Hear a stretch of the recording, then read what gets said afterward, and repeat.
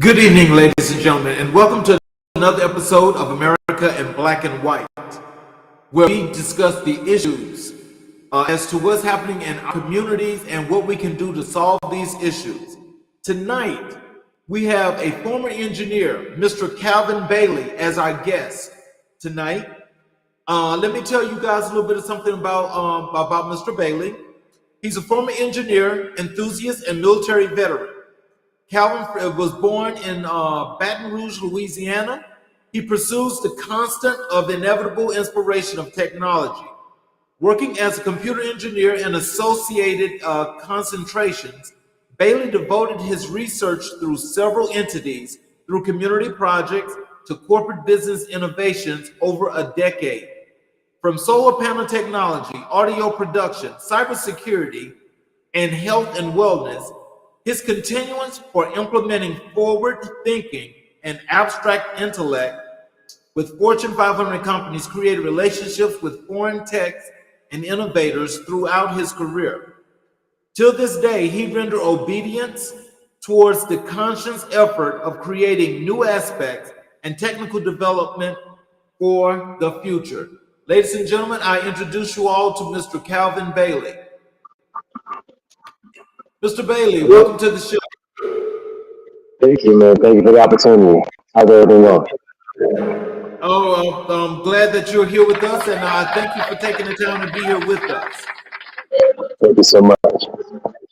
Is there anything you'd like to add to your bio that I just read? Yes, I want to give a shout out to Gaskin from the United States Marine Corps. Give a shout out to my family for continuing on this journey to pursue my craft and fields of studies.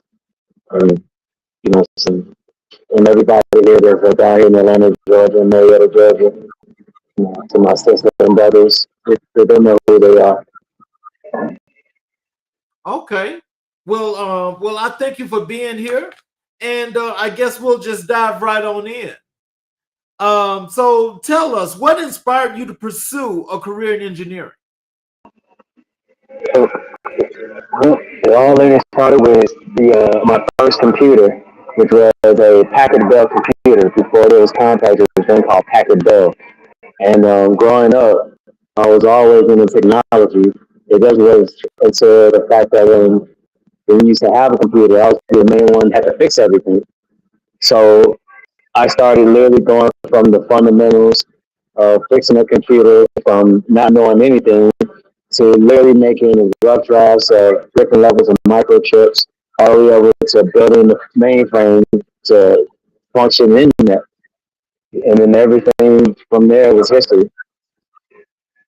Okay. So then that means that you've always had the innovation of wanting to work on electronics. Is that what that sounds like?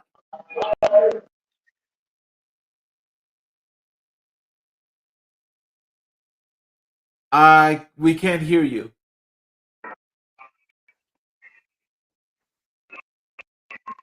Oh, I'm sorry. Actually, kept Okay. hitting me, but I was always in the realm of always fixing things, especially whether it's in electrical, whether it's software. Because anything in the house that had to be done, I had to facilitate. Even if there was anything that had to be done, had to be fixed. That's what's kind of like the sole proprietorship of being an engineer. You're creating something or fixing something. And really, it's all about the energy relying on intellect. And that's the main Okay. thing I have been devoting to over the years.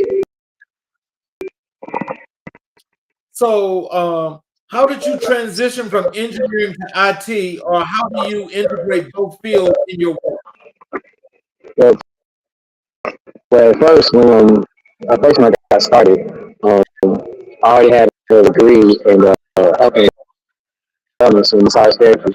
When I was on the forward, all of my expertise when I was doing computers back in that time frame, and merged it into health and wellness because everything is detailed. And then after that, got my first degree in massage therapy, went to the military, and then forward making to go different levels of paths of career goals, and one of them led me into the IT field as well as supply chain logistics. And then from there, the Marine Corps that's guided me to the IT field of studies, all the way down to system engineering and operation security, which led to cybersecurity as we speak now, which is more of a polytechnical philosophy at that time. So, so with you being in the military, first of all, like what branch were you in, and how is it that you got to be so diverse when it comes to both IT and engineering? Well, being in the Marine Corps, from being in the United States Marine, you have to learn how to improvise, adapt, and overcome.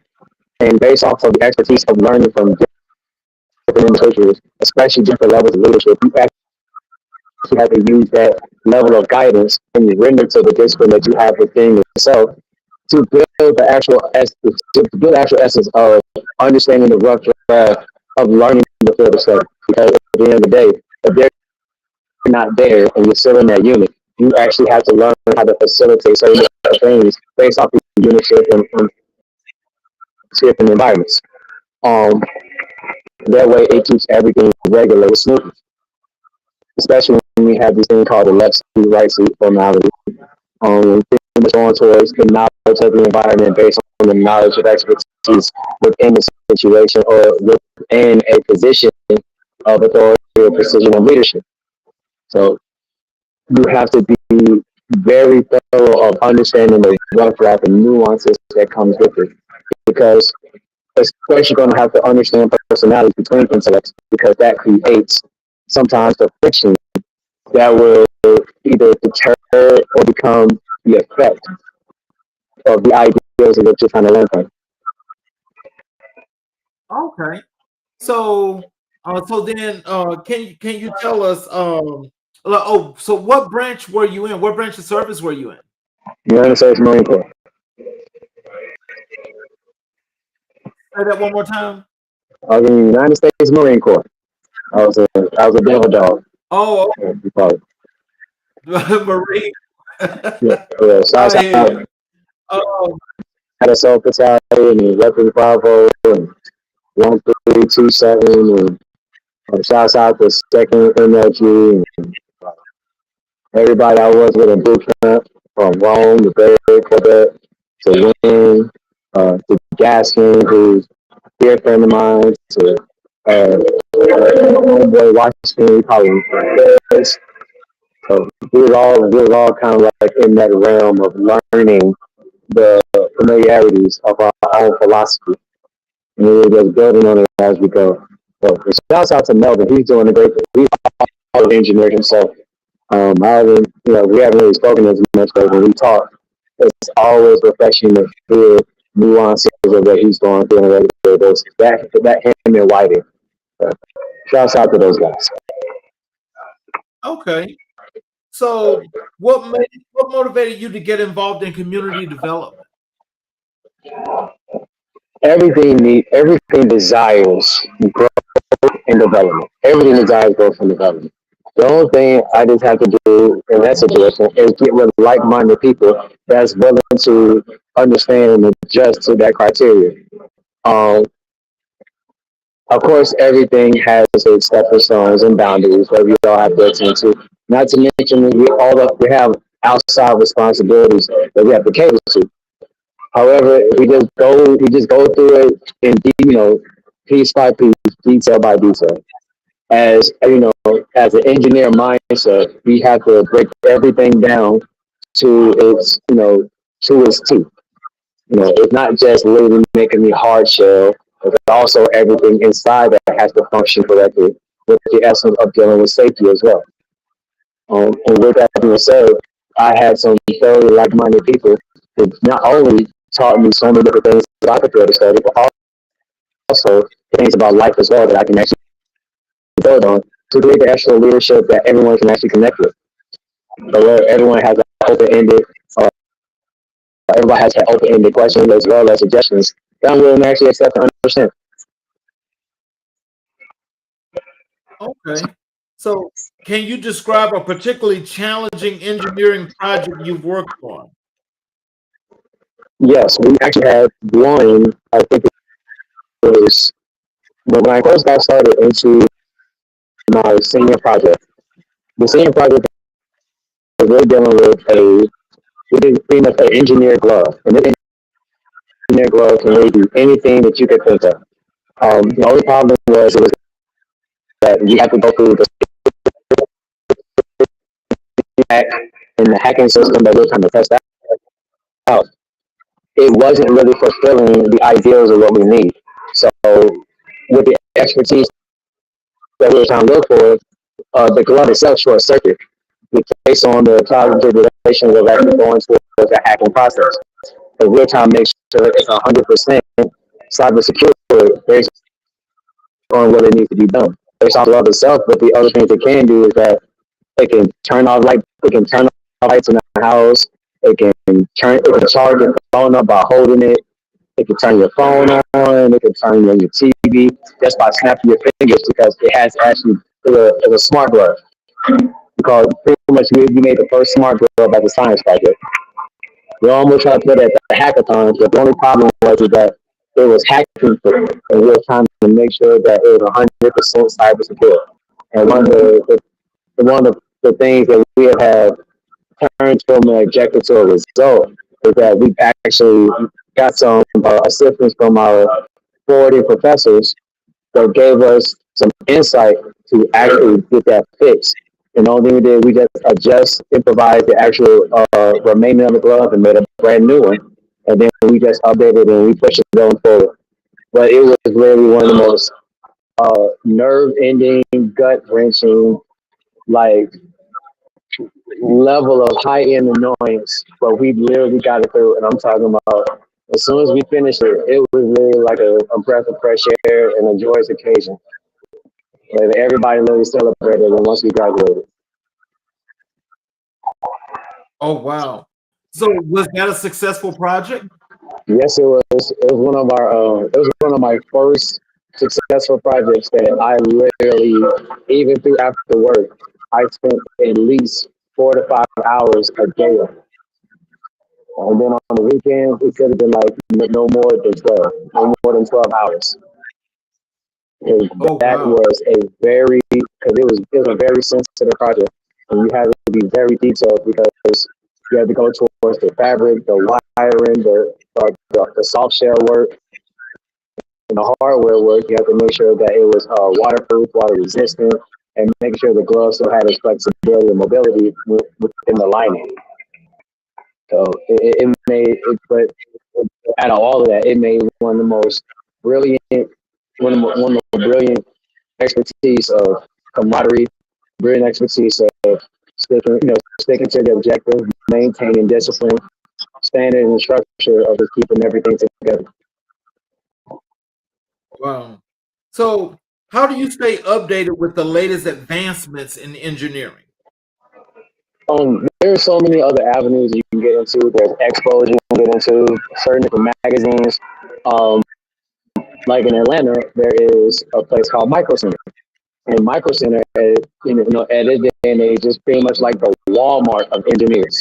Like anything you need, if we have a Radio Shack, well, Micro Center is kind of like the Walmart to Radio Shack. So anything engineers need, whether it comes from transmitters, diodes, if you need something dealing with speakers, you need something dealing with a brand new microchip, a graphic card, a new mainframe server, anything within that nature, Micro Centers was the spot. Not to mention, you'll always get expos every summer for the new and improved technology that's supposed to be coming out for the next 5 to 10 years. Such as when I was coming up from 2012 2013, um, Google Glasses was a prototype. It didn't come out yet Right. until Ray-Ban gave its first design to actually um, co-sign with the Google Glasses to give it a better, more style because everybody was going to be the retro phase of fashion. So when we got to there, the TSRB building of Georgia Tech, was the first to go through that Google Glasses prototype. And then once it got passed over to the social norm, then Ray-Bans became one of the more entities of style for the next wave for the glasses. Now you can get them anywhere and everywhere for little or nothing from where it first got started, which was a high value engineering spectrum. So you Wow. can go. So, Mhm. so can you tell me, when it comes to the Micro Center, I mean, do you find it to be a really reliable source for you to get any and everything that you need when it comes to the work that you do? Guaranteed. Majority everything you need, even majority anything you need, everything you need, especially when it comes to the confines of being an engineer, especially when trying to revolutionize a lot of different things that need that nuance. You you need that fundamental properties to get it started. The fundamental properties of being an engineer is always making sure you keep your standards, your structure, your objective, and your focus down to one thing you need to do as an assessor. Those are the four pillars of fortifying your discipline. And based off of that, it creates so much of a world, like a whirlwind of entities that you always gonna keep that fortitude strong. So Okay. and that yeah, so it's great. Shouts out to IEEE because I was with that committee for years, which is also another entity that you can go off of to look up for new technology that's coming in, especially when it comes to the social norms of society. What skills do you believe are essential for a successful engineering career? Well, for one, expertise, and never and spare no expense of learning more. Anything outside of the box that creates the fundamental structure of engineering, spare no expense of learning it. That's regardless of where we are right now, from where the internet first came out to now we have from AOL to broadband. Now we have Wi-Fi. Spare no expense of learning more. So now we have so many ideals of aerodynamics. It went from, I'm sorry, we also had DSL, you know. So we have AOL, we have the DSL, we have broadband, now we got Wi-Fi, now we have fiber optics. So, and now we're going to have things that consider water, we're going to have like water-based, pretty much water Wi-Fi, aqua Wi-Fi that's going to be coming up. And it's probably still getting tested. Because everything is coming from the essence of natural resource. Even through solar panels, when it comes to certain places that has a high climate or a high climate of acclimation with heat, that can be used as another source of energy, especially when they're going to the connection between phosphorus and boron on top of the energy in between it that actually powers it to keep it going, which is usually either a polysaccharide, in which it'll break it down to a monosaccharide, which is literally beyond scientific notation. And we can get into that later. Okay. So, how do you approach problem solving in your engineering projects? But the majority of things you have to go through is just you have to follow. Like I follow these steps. You go through hardware, software, internet, and then you go through cybersecurity, and you actually, and then everything else it goes backwards because that's how it works. So if anything that's going on, if anything that's on troubleshooting with any system, you start with hardware, and if there's nothing wrong with the hardware, check the software. Check the software and check the cyberware, which is really be in between in regards to where the internet connects and where the software is supposed to be functioning.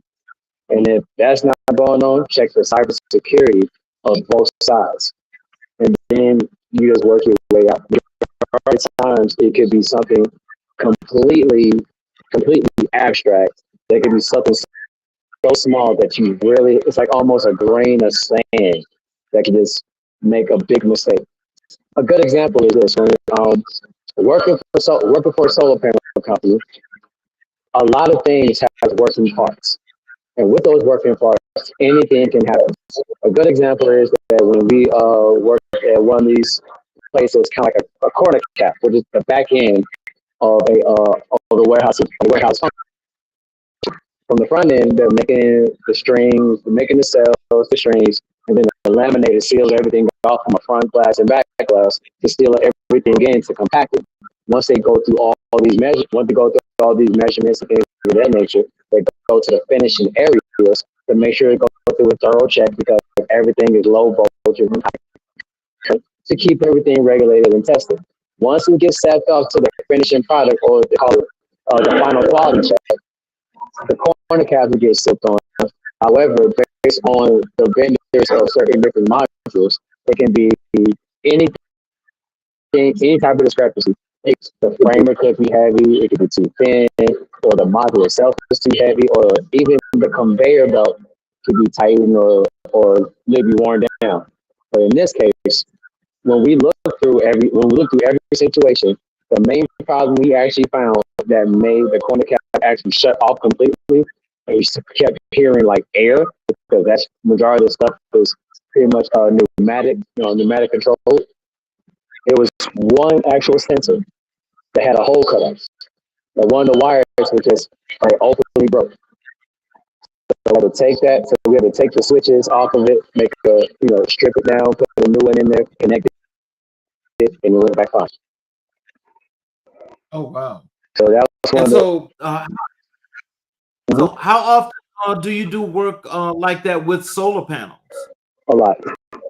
There's never a dull moment as an equipment tech when you're going through that situation. It could be something dealing with the module repair. It could be something dealing with a soldering problem. It could be something dealing with the LGVs, which is a Android Life forklift. And majority of the time, it will either be a system reset or a system malfunction because the power grids are usually shut off at a certain time because the computer has to update it. So usually, whatever type of workload is still on that module, it has to actually reset itself, and it will not work. It will shut down right there. So we will have to go through those. Mm-hmm. So there's going to be times when we have to once that system is upgraded, we have to kind of keep everything pretty much in a normal manner, because if you don't, certain situations will try to repair itself that doesn't exist. Mm. And that usually happens in the inspection. What are some of the biggest challenges you faced in the IT industry? I'm going to say this, and I hope everyone will get this really, really thorough. If you're pursuing, this is not just for energy, this is anything in your life. If you are pursuing something, never get hustled so what you're getting pursued. Because you have to have three balances in life. You got to have your life balance, your work balance, and your balance of pursuit. Out of all three, never get hustled for any of them. You cannot get hustled for what you're trying to pursue. If you're going to school for this thing and based on the contract, based on what they're supposed to provide, you got to make sure you get everything that you can out of that school, because they're getting every dollar out of you. And then once you understand so, that, so they will hustle you if you let them. Then, yes, never ever, as a veteran who's gone through so many different avenues of every vest to the essence of going through our discipline, going through our work ethic, our high-end work ethic, because we all come from structure, and everything about our structure and objective is to complete the mission, regardless of what any branch of service you're in. The object of anything in life is to complete the mission. But you don't want to get hustled while you're completing the mission. That's not authentic for us. But also at the exact same time, we will go after what we have to go after. We're going to honor our integrity and our authorization of making sure we get it done. You just don't want to get hustled in the process. And that's a lot of things that happens in this economy that literally goes left for a lot of different people. Because now it's not about expertise anymore. It's about network. Right. Right. Network outweighs intellect. So it's not about how great you are with one thing. It's all about who you know that can be beneficial to the next step. Wow. You can have, I remember a time in the 90s, it was literally, if you have a degree, it opened up doors. Now the degree can't even give you a key. Like you're spending 75, 85,000 a year for one undergrad. And now that undergrad is not even the stepping stone to the next prophecy that coming over. You're doing an Indy 500, and once you hit 499, and you assume the checker flag is waving, now you before you hit that quarter turn, now it's back to the green flag again. So now you got to do another 500 miles. Wow. So, let That's me how ask, that's how it is. so can you tell me this? Are the those certification programs, are they even worth these young up and coming individuals that want to get into this industry? Are those Yes, certifications worth? yes, 100%. Hmm. But you have to make sure the accreditation,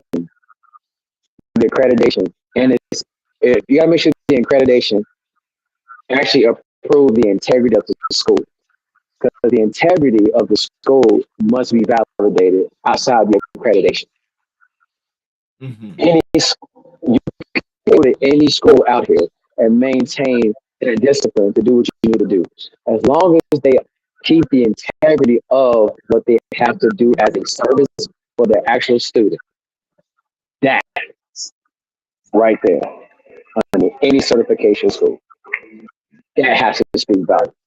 The main thing about anything dealing with education, regardless if it's nonprofit or not, they have to keep the integrity of that educational background, making sure that they always going to support the student that put forth the effort rather than the actual teacher that's putting forth the expertise to teach. The integrity Well, must be with that. can you discuss a major IT project you've led or been a part of? Oh yeah, there is one sports science. We did the national thing for the fastest jab, or the fastest punch in the world.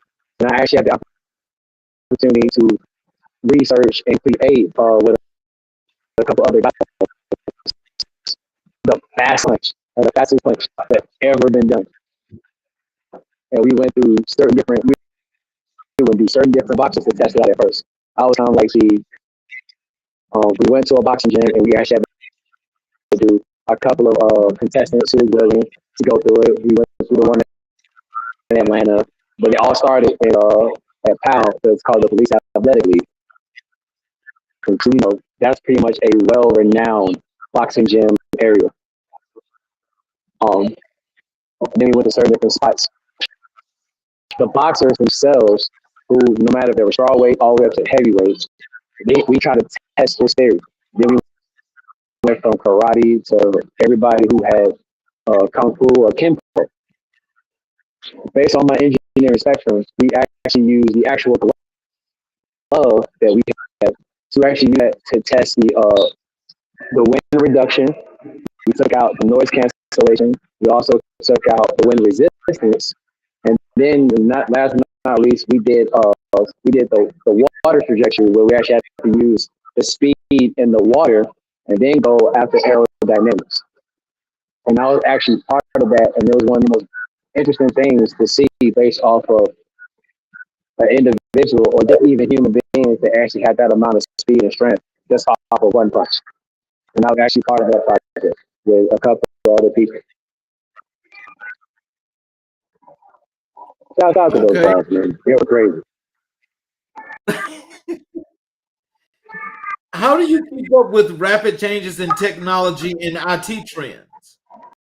Oh, well, for one, everything about the IT trends is all from the youth. The youth actually revolutionizes the educational boundaries because they're always going to have open-ended ideas. No matter what they do in life, they're always going to have open-ended ideas. So it's always okay to listen to. It's always okay to learn from their expertise in life because the majority of things they're doing, they're learning from the schools that teaching them, in which we had to go to college for us. So it's brilliant to kind of keep an open mind and staying optimistic to next wave of education. Because now, even through the maturity of like myself, we actually see it being pioneered based on the next wave of expertise.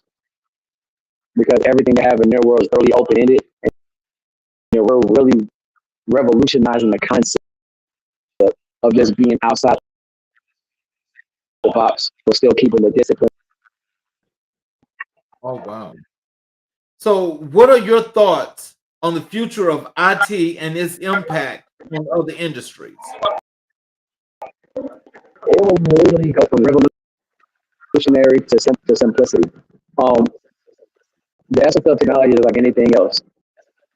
Once it becomes, once certain things are revolutionized, it becomes simplicity.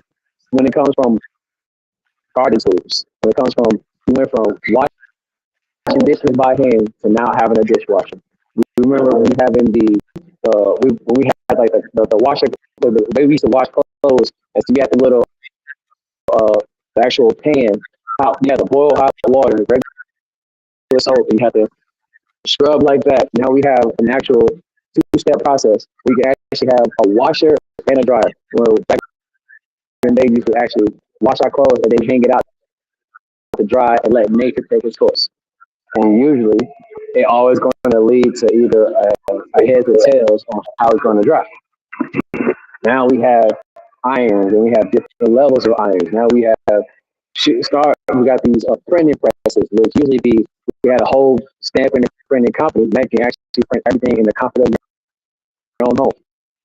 So the essence of everything revolutionary becomes simplicity, and it's a never-ending cycle. It's like Old Testament and New Testament technology is going to always be the revelation of simplicity. Everything about technology will So, always be a revelation of simplicity. how do you approach cybersecurity in your IT projects?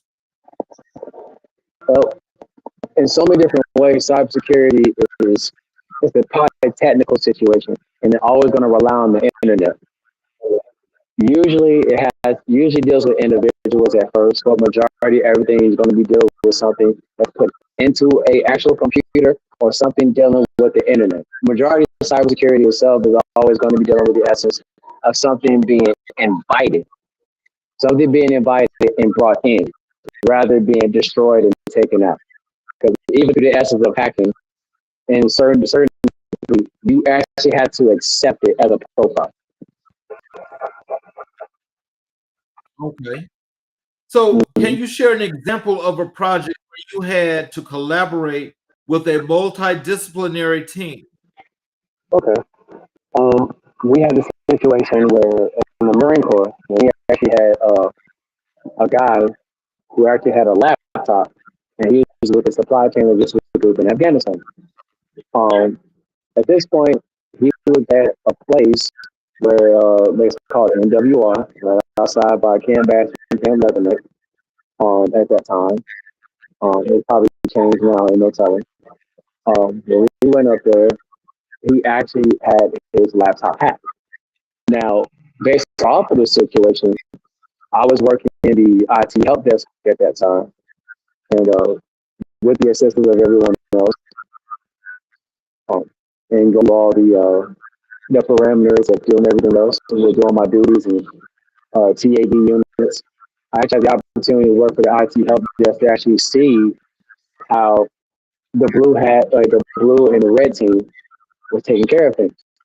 And when I actually tell you that they look through the MAC addresses, they look through They have these certain programs to remind you. For those who know it, it's called Wireshark. They'll actually break down what actually happened, and it goes step by step. And sometimes they'll actually show you where the profile came from and how it was opened to let you know if you were vishing or phishing, or if they actually accepted a web duplication of, getting their getting their profile in. However, all this stuff was literally going through our SOP of OPSEC, Operation. And since he didn't follow it at that time, then we had to go through the transition of using the blue team, which is defense, and the red team, which is offense, to actually find out the criteria of how to penetrate his hard drive, and then penetrate his hard drive and software, and then find the problem, and then find the defense mechanism to keep everything together, like adjusting his firewall, and making sure that all of his profiles clean and slated, and make sure he at least gets at least 20% of his stuff back, because what he had was all government documented, and some of it was gone. So,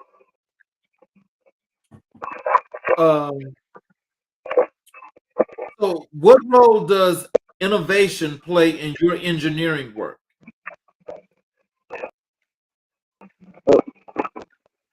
a funny thing about that, when it comes to innovation as an engineer, you always gotta, for me, I gotta listen to music, because music itself, it has its own nuances of engineering innovation.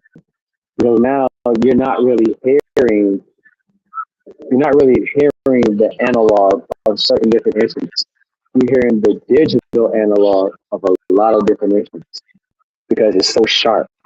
It's crisp, it's sharp, and not all of it has a mistake involved. It's like you can hear a strum, but you cannot understand if the strum is computerized or it came from him, unless you actually look at the retro videos of some of our greats, our great instrumentalists, like Dave Brubeck or Miles Davis, or Buddy Waters, BB King. Like you can't mimic that. And then you look at it in the digital world, there's so many different ways they can actually mimic that now, because they can make an actual custom version of what that style is, but it will never be the original harmonious strumming or harmonious ideas of sound that was revolutionized from the beginning. They can always create it, because the innovation is going to revolutionize itself. So music can usually be one of the things as an engineer, for me, that I realize it gives you a refreshing sense of recreating and revolutionizing yourself and being better. I mean, creativity is at its best. So those greats that you just mentioned, BB King and so forth. I mean, I think it's probably an honor not only to our culture, but it's an honor to that industry when you can compare so many great people to that actual work, because that work itself is what's supposed to last forever, and over time as it's being innovative and it's growing. Like, how do you actually take the time out for, let's say, when you get new people that come in? Do you mentor a lot of these young folks that are coming into this industry to help them to get to moving and show them the right way to do it? Only they want it, because a lot of them have the clear confidence in moving forward. They have the clear confidence to have the support system to go forward. The only thing I just give them is simple advice. I give them simple advice based off the character that they brought to me. A lot of times they're already straightforward, they're always like-minded. Some of them are introvert, which is okay. So, coming from that spectrum, it's okay to just give them advice along the way, because you'll never know where their direction is going unless they ask. But at the same time, I'm always going to welcome, and I'm welcoming them with open arms just in case they need assistance, no matter what they do.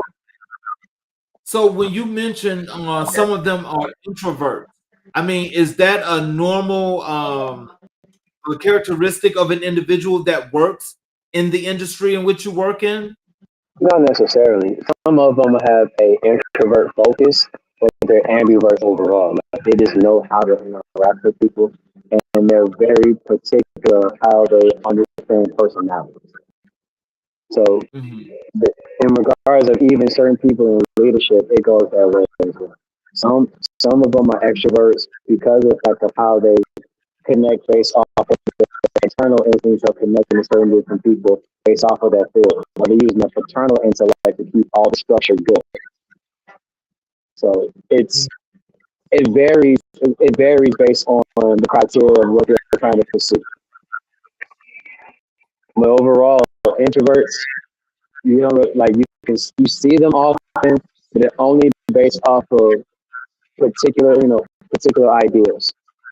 So, but overall, they're all pretty much they act as on. Okay. So, can you share an experience where you had to troubleshoot a critical IT issue? Hmm, that's shoot, take the pick.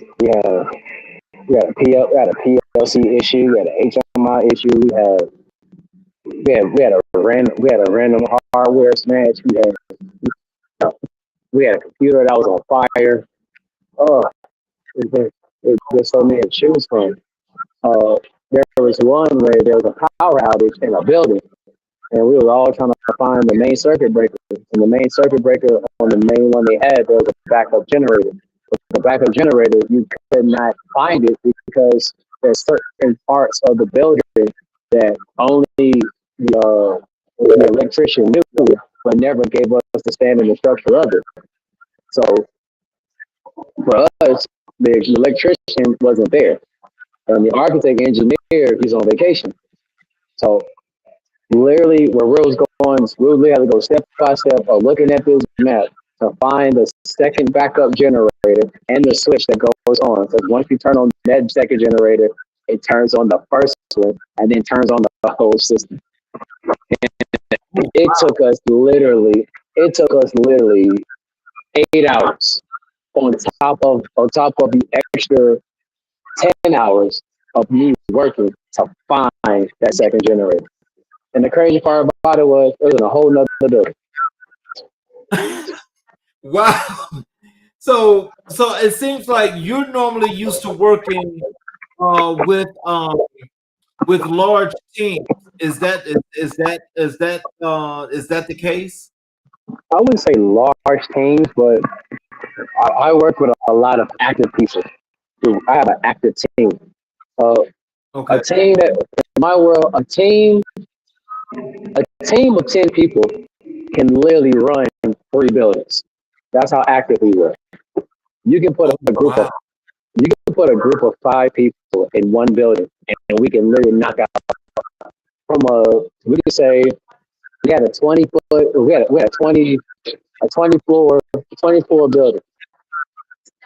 5 people cleared through system checks and everything. They cleared all 20 and still had to reset Wow. and do everything else. So Really? I we like every team that I went through, we were always active. Even when somebody was short-handed, even somebody was sick and we were short-handed, we just found ways to improvise so much. And that's probably because that majority of us had a very active background, whether it was work, whether it was sports, whether it was military and force, or military and crews. The discipline and the active persona of that team was validated. Mm. It literally built up a lot of camaraderie, as well as a lot of people put a lot of great thought to keep that nuance of activity going, especially the energy that you need to keep it overflowing anyway. So, how long have you been in this industry? Going on 10 years now. Okay. So, in those 10 years, have you thought about entrepreneurship? Yes, I have. I I literally thought about entrepreneurship in so many different ways, but it was just pretty much the approach. A lot of people wanted me to kind of step away from the engineering world and be a motivational speaker. And I was like, I can see that, but I'm not too sure about that. You know, I don't like talking to you. Okay, but I mean, like, so in entrepreneurship, let's say you go out there and you want to create uh, Bailey's cybersecurity. Okay. What does that look like? Well, a real hypothetically speaking, cybersecurity, I will literally have I'll have four forms of cybersecurity. I'll literally have the fundamental, the red, the blue, and I have a great services team. I have a great services team to connect with the businesses to give them free range to uh, talk shopping service dealers. That way we can actually learn from different areas. Then we have the pen test team where they literally just straight adjust with taking, penetrating the software, understanding the hardware services. And then last but not least, we'll have 4 or 5 PEs that's actually pretty much, we call them black hats. It means they're like the gurus. But at the end of the day, that's going to take a lot of education, a lot of services, a lot of certifications. And if it was Okay. my way of dealing with the company, based on the structure and standards of what I want to assume, I want to put every single one of them through a training module, and each team, each team in each section, going to go through a lot of different scenarios and be well prepared for the mental objective and the fortitude of kids to keep the job done. Especially if you want to pursue to be a professional engineer, which a lot of people in that world wants to become that, or become a security engineer or a security architect. So it builds a lot of entities in around them. It builds hypothetically speaking. So, can I ask you this? Would it So also consist of you having, doing networking? That is software development. That is the help desk and all these many other things that go along with that. yeah, Would you like build it all the way out, or would you just keep it just simple? that will actually be part of the training. But the IT help desk we'll have IT help desk issues, we'll have troubleshooting issues, both dealing with we'll go from ITF, we go through CompTIA, we go from ITF all the way to Cloud Plus. That's including Cloud Essentials, including AWS, including Cloud Plus, and including Cloud Security Plus, which may come out soon. Because Cloud is technically brand new and it's on the stage right now. So Okay. cloud is on the premature stage right now. But once it starts going off as a service, it is going to go rapid. So, can you describe a community development project that you are particularly proud of? I was actually proud of one of the things I was actually proud of was the digital marketing system that me and these guys made. That's when I was actually going through my my research in music. Because I was going in between engineering and musicianship, um, in which led to a lot of streams, a lot of great services, and social media connected. So it literally connected me to a lot of good and a lot of good connections to network with others, in which it gave me great insight to learn and literally move forward to the next step. And the guys that I was working with, they set up all of my shows, they set up all of my servers, they set up all of my services. And last but not least, for every show that I actually made, every show that I actually created, and all the donations that I put in, such as St. Jude, um, we had a couple of some local projects through parks and services to keep summer leagues going for kids through AAUs and things of that nature. And I was actually proud of that because it was all like black owned. It was all black owned and black invested. So I was I was actually I stuck my chest out a little bit, being proud of that moment. That's what's up. I like that. Hmm. So, can you tell how do you identify the needs of a community before starting a project? Everybody, it's always going to be people that are like minded in the area that you're comfortable with. And you can find anything and everything based off the persona you have. And you're always going to, how can I say, based on the person you are, you're always going to attract the people that universally reflect you. And based off of dealing with a community that needs something as a necessity, you always want to be with like-minded people that's willing to pursue that necessity. And that is really one of the things that's always as a community that's going to be either agreeable or could be the deterrent to the next step. Mm. So, So, how do you ensure quality and safety in your engineering projects? well, everything should be fundamentally sound. I mean, of course, gotta have your goggles, gotta have your gloves, and you gotta have your engineering tools. And everything about it, that's literally number one. Especially if you're working on heavy equipment, you gotta have your safety shoes, gotta have your hard hat, and your regular hat, depending on the services or the company you work with. Then you have to have your engineering tools, whether it's going to be an Allen wrench set, or regular wrenches if it's American.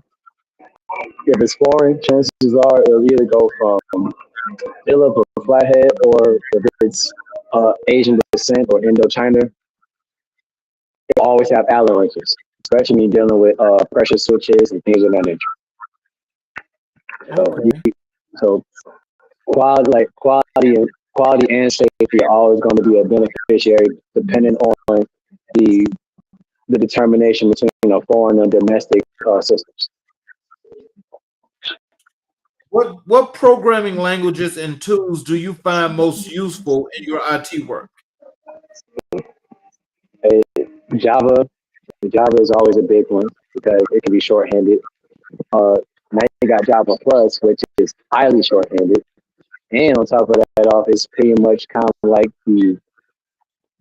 I guess kind of say the young adult stage. And then last but not least, you can never go wrong with C plus, especially C plus plus when it's actually going those ins and outs of learning the dynamic of all your codes, especially when they break everything down from scratch.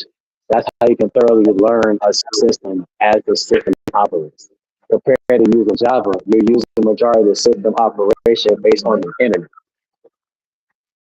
So, do you do a lot of coding? Majority I do a lot of coding, and then majority of my expertise in regards of like program logic controls. Majority of the system operations, we have to kind of like figure out which sheet of that code is messing one side up. It usually could be a system issue or it could be a software issue. And if it's really a software issue, we'll actually go in depth to see the sheet of code or where it's going to be in depth, or it could be delivery of skill. But that's only depending on which side of the fault are you. Majority is always going to be either or, especially and depending on the work that you do. If you work from home, it's software issue. If you're working in a building, it could be So, what has been the most rewarding project in your engineering career so far? me. I am the biggest project that I had to work on. There's a lot of things that I really had to build on and learn from, in which I have. There has been times I've been stubborn, where I've kind of stuck to one nature. That's only because that everything else I assumed was repetitive.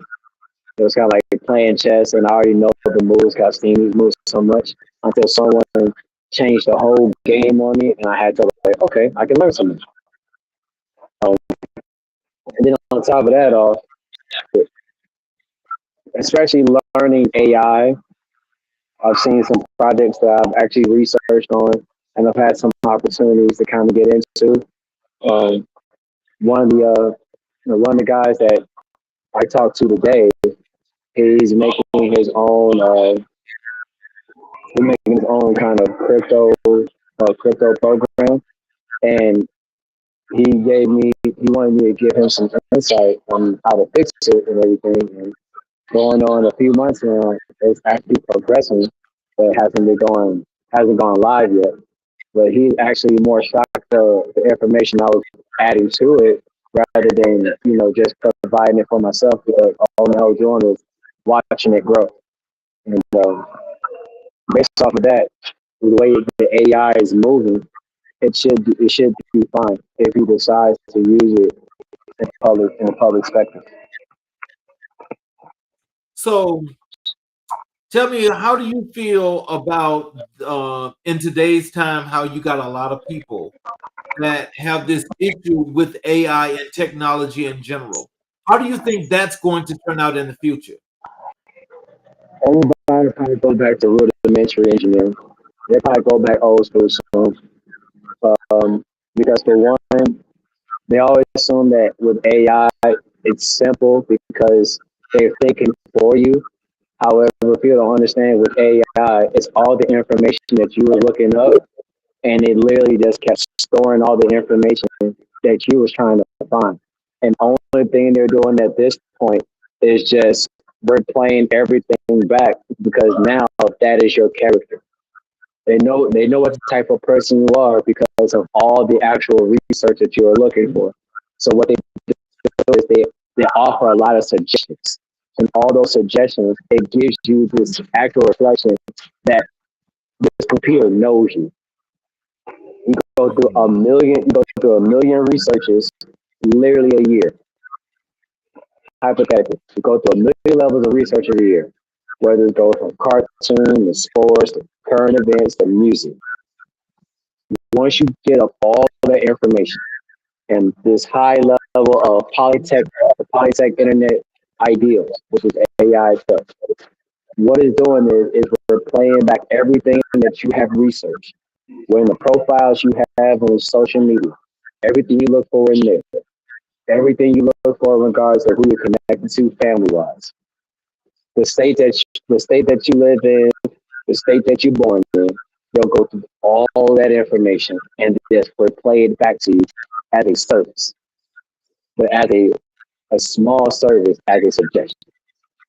That's what the AI doing now. Well, And so that itself, though, that means that it's doing a service, but is it really doing a good service for the people? only for those who are trying to manipulate a system. Wait a minute, why manipulate? Why manipulate? Because change is inevitable. The synonym for Oh, inconsistency is change. AI stays the same, but it changes its information.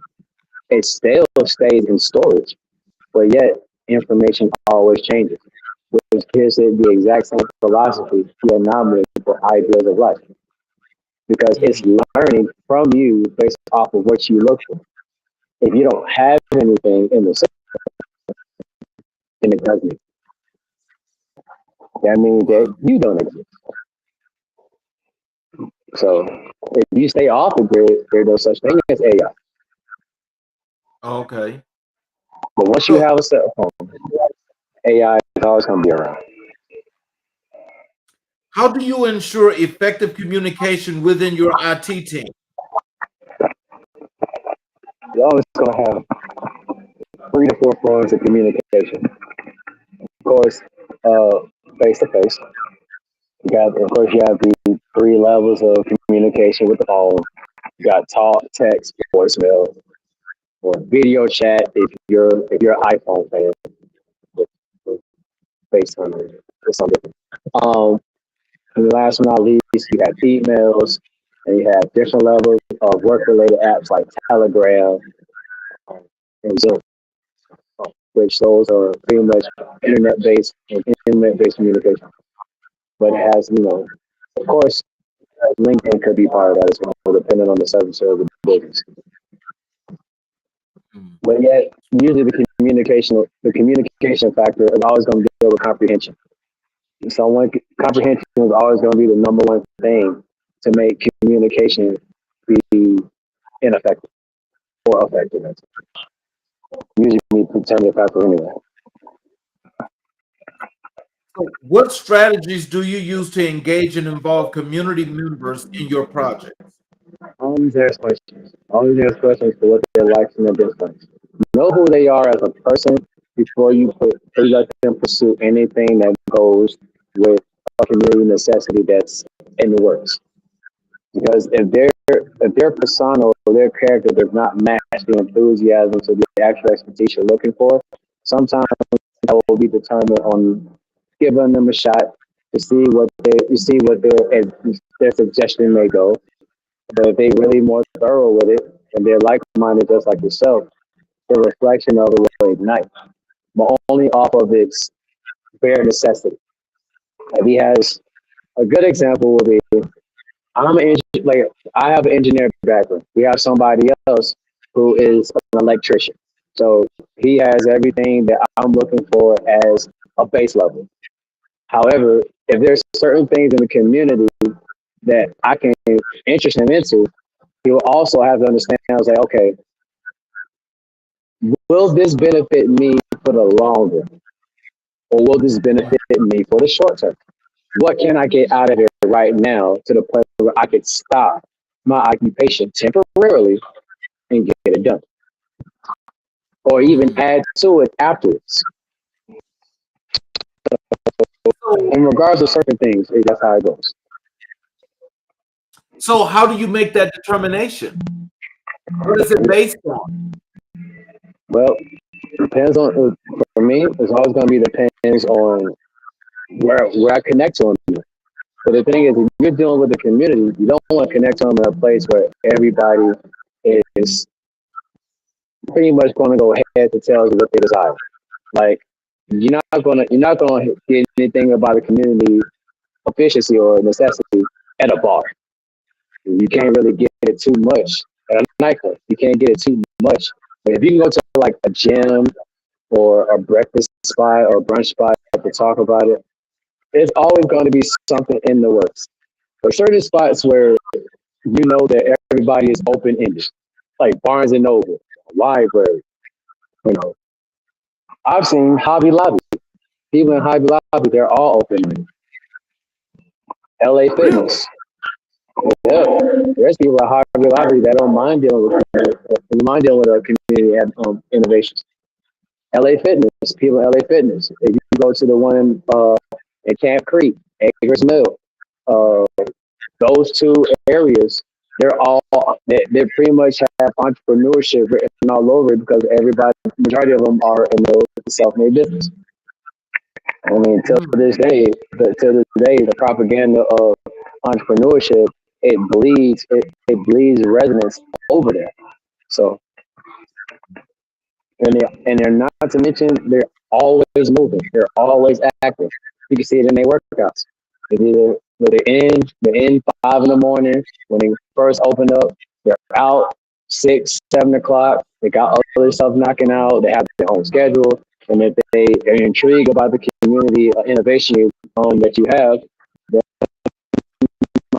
doing some investments. As long as you're serious, they can be serious. Mm. How do you balance technical skills with soft skills in your role as an engineer? Always learn new soft skill tactics, especially going from the fact of uh, pursuing the essence of sales. There's a good I know there's a good thing where I heard from James Bryant in regards to marketing strategies and sales strategies, and Dave Ramsey has some good sales strategies and things in that nature. But you always got to find ways to master your soft skills by learning more on how to uh, learn more delivery traits and communication. That way, that the comprehension of that communication can actually be more or be eye open or be direct. Because people can be visual learners, or people can be externalizers. So some people could use other people's conversations so they can learn from it, or they're personalizers. They have to put themselves in a situation to understand it. Even if it, no matter if it's math, if it's something dealing with a story, if it's something dealing with something dealing with a current event, they have to put themselves in it to understand it, regardless of their personality is in it or not. So So does that go back to the part where you were mentioning introvert and extroverts? yeah, well not just that, also the support for the ambiverted society, because you can't decide, like, it's hard to determine who's introvert and extrovert based off of the nature of social norms, because everyone has a support system that governs both sides. So you really can't tell heads or tails of it now because everybody's looking at their phone. So you can also assume they're introvert, depending that they have the amount of friends on social media or the amount of people they have on their phone. You can't make heads and tails. You have a personal connection with, or have a personal communication with them. So they can have a focus and they're still ambivert because they can change. That's why I say, like, Mhm. the synonym for inconsistency is always change. And a lot of people don't really understand the difference because they always say that with change is universal, which it is. But if you're consistent for something, it doesn't create change. It always creates security. Mhm. Anything that has consistency will never change. What advice would you give to someone looking to start a career in IT? If you start, if you start something, finish. And when you finish, make sure that the support you paid for supports your career. Never Mm. ever hit hustle while you're pursuing that career. Because the one thing I know is that the finish line always changes in IT. Because when once social media came out, the nuances of the finish line, it changed. The nuance of the finish line changed. So Mm. you, like, 500 in your first place. Once you hit 499, you see that checker flag. You assume that checker flag is there. And once you hit that quarter turn and you go straight in, that checker flag gets switched to a green flag. They got started all over again. Mm. So that is what it's like trying to pursue IT, since it's a broad field, and this broad field has too many concentrations. And based on the concentration, there's too much support based on certain delegates. And majority of the time, the ones that put forth the effort are trying not to get hustled while the effort is complete. While some of them don't put that much effort, and the support will always be there. It also leads to the essence of network with education, rather than those who actually feel that pursuit. And it is one of those things.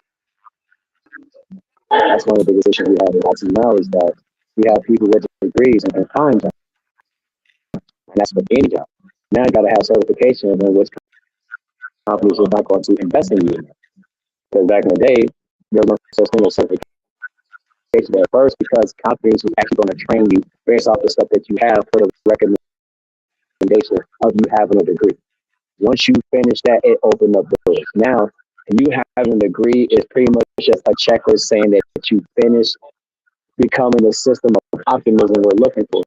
But you still need more from you. How do you measure the success and impact of your community development initiatives?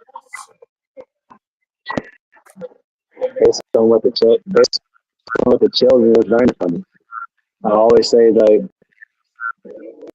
your community innovation is success based on the innovation of what the children is learning out of it. And the children are literally gaining so much knowledge from something that, you know, us in our mature stage, you know, or some of age, actually learning to build and create. But for them, they're creating so much in a little bit of time just off of their tablet, just playing these little games, and uh, they're making islands out of programs, and they're doing Minecraft and making little people in villages. And now they're turning these people in villages into a society as they grow up. And now these people now are all connected online and they're friends. And it's like all of that is all started from just the building block of what the community or community like us are innovating, so the children can actually have more comfortability of creating so many different things. The children is literally the future. So in conclusion, what advice would you like to give to the people that are watching this show as you just gave this educational course on on being an engineer and working in IT? Always continue to learn, and never, if you really are into anything in life, go after it as a hard charge to go after. Never get ridiculed for any direction you gotta go. Always learn. Always stay strong. Always stay structured. Always stay healthy, both physically and spiritually is always going to be a thing, because you're going to be pulled through essence of chaos, and that's always going to be exercised so many different ways. But also at the exact same time, and I don't and like I don't say it enough. Don't ever get hustle for what you're trying to pursue. If you want something so bad, remember, no one.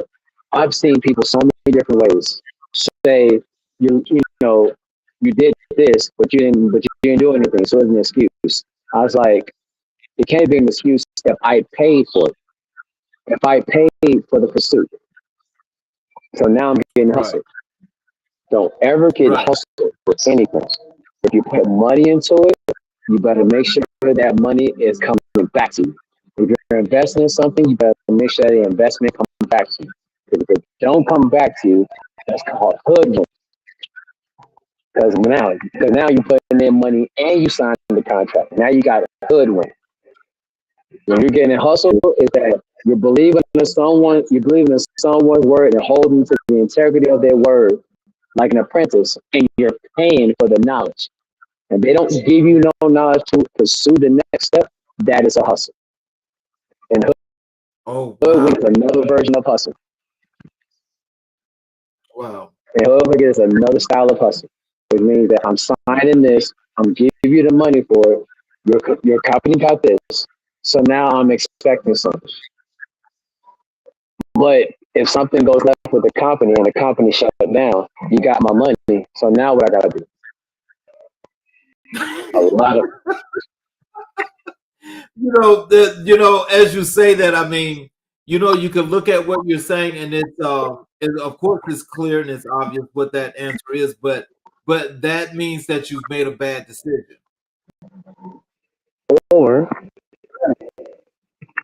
or I trust I, I trust the wrong investment.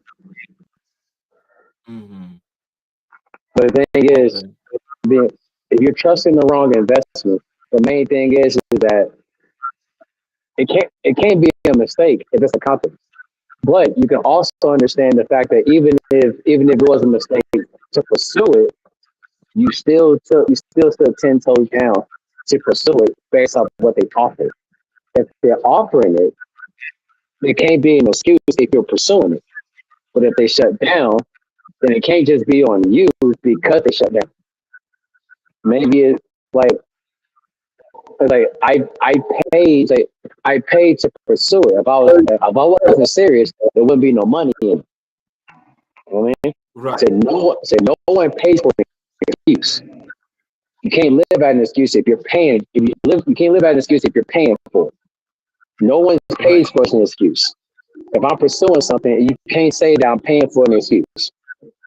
That means that something on their end got messed up, and something that I'm doing, they're not telling me. But at the end of the day, I signed the contract, so I have to abide by the integrity of the contract. Like in the NBA, if you sign that contract, you're playing. But there's rules and regulations under that contract you have to follow that the NBA has to understand. Not everything is nonprofit. Right. Well, I'll tell you, Mr. Bailey, I want to thank you for spending this time with us, and I hope that you will come back because this was very, very good, and I really enjoyed this. I'm more than sure that the audience enjoyed it as well. So I'm looking forward to you actually coming back. I want to thank each and every individual that has watched this show. Those of you that are watching on the YouTube channel, please hit the subscription button and hit the little bell next to it for the notifications button. So every time we do a new episode, you will get the notification that is there and you are able to watch it and subscribe. As we grow, I look forward to having more and more of you actually join us for this show, because we're going to be doing some new things coming up into the month of September. So I want to thank each of you for spending your time with us, and I want to say have a great evening, and we will see you all tomorrow for another great show. Thank you again, Mr. Bailey, for being with us.